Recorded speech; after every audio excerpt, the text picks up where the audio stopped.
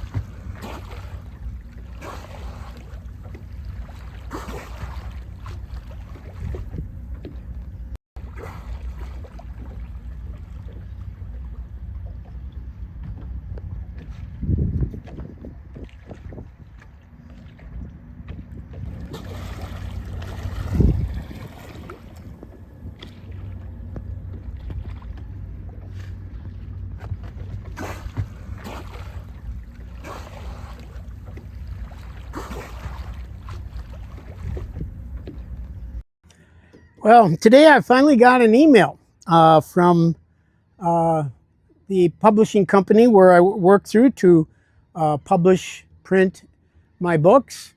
And they said that the final book in the trilogy, the Crowning Trilogy, is ready to be printed. And so I've ordered the books, and it's going to take a couple weeks for them to be printed and then shipped to me. But I just wanted to know the third and final book in the series will be ready to be shipped to you in just a few weeks, a matter of a couple weeks. So here's what I'm going to do. I have 3 books on sale on my website, and I'm an independent author, right? So I rely on folks like you to purchase and read the books. It's my only source of income now that I'm retired, other than Social Security.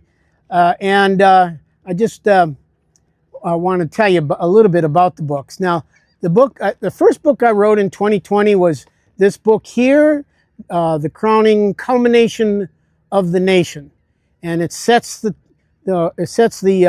background for the entire story. It's in itself, it's an amazing story. It's thrilling. Once you get started, you cannot put it down.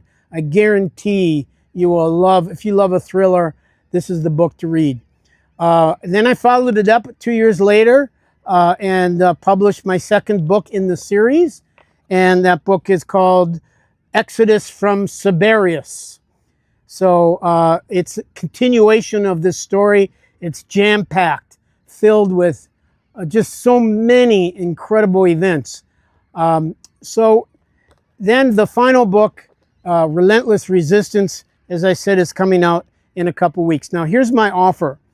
All my books are for sale on my own website called Fili.life, L-I-F-E. And if you go there, go to the bookstore, Fili.life, and you'll find these 2 books for sale, okay? If you purchase the print of these 2 books, I will, as a favor to you, for appreciating the fact that you purchased these 2 books and that you got this offer through my podcast, I will send you the 3rd book for free. So you get 2 books, you get 3 books for the price of 2. And that's a pretty good offer. So I'll even sign it for you, and happy to do so. So please consider doing that. Support me. Go to Fili.life. And we welcome your business. Now, back to part 2 of The Neighbor from Hell. If you heard part 1 of The Neighbor from Hell, I told a lot of stories on that podcast, which I posted about a week ago. And this is a continuation of some of those stories. And like I said in the last podcast, this took place over a 20-year period. And there were so many things that happened, not just to me, but to other people in my neighborhood. There was a house on the other side of his house. So his house was in between my house and this third house. And that house went through, I think, 3 different owners during that 20-year period. All of them left because they could no longer handle the stress and handle dealing with and going to court and calling the police and all of the things that he caused to all of us. The third family that moved in had 2 young sons, and he zeroed in on one of them and just was absolutely relentlessly tormenting this poor child. And at one point, he even took a glass filled with acid and threw it on the parents' car to just basically, destroy the car and destroy the paint on the car and eat right through it. And that was just kind of basically a warning or a threat from him that things could be worse. They took him to court. I went to court on behalf of their child, who was being harassed by him a lot. So this thing just kept mushrooming. The culmination of all of these events, I think, was finally when I noticed one day, and I put up cameras, lots of them, around my house, so that I could spot him and capture him doing these things to me or to my other neighbors. And at one point, my camera picked him up taking down my wooden fence, my fence that separated our yards, took down my fence and threw it into his fire pit that he had created in his own yard. So he was literally destroying my fence. And that was just the first thing. I did go to court on that particular incident, but it got thrown out on a technicality. So once again, he got away with it. Then my cameras later picked up something very strange. I noticed one day that he had pulled up to his driveway. He had a big trailer behind his truck, and he unloaded two very large safes. Now, these are the kind of safes you might see in a bank or in a post office, and he worked for the U.S. Post Office. So he had put these big giant safes in his garage. And I thought that was really strange. And then there were some other deliveries. The other thing that I remember him delivering to his garage was propane tanks, a lot of them. And that really concerned me. So I called the police, and they were also concerned. They've had enough to deal with him by now that they know what kind of a nutcase they're dealing with. So they came out, got a warrant, went into the garage, and they found large 100-pound bags of fertilizer. You know, fertilizer can be used to be turned into a bomb. Some types can.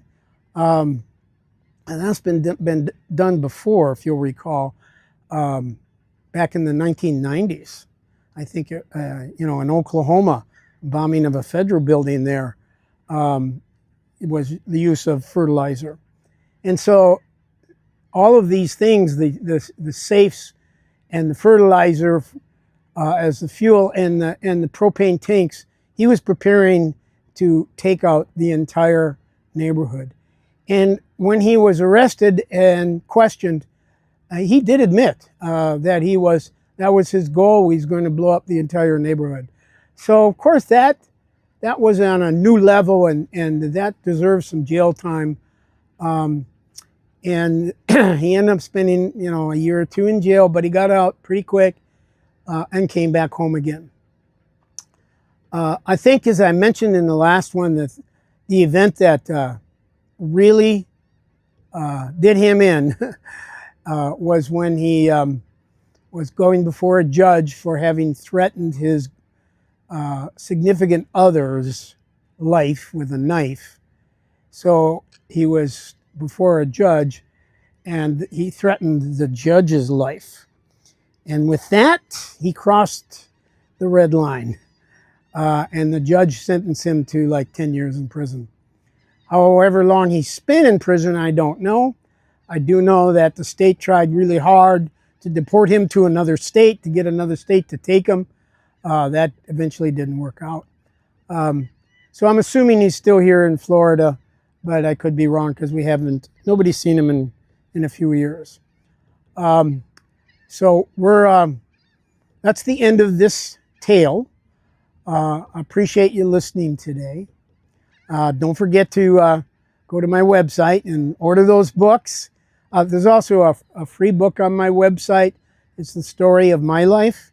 If you're interested in that, you can watch that for free. It doesn't cost anything. It's a flip book.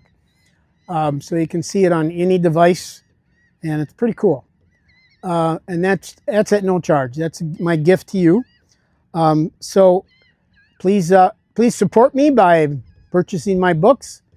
And Feely.life is the website.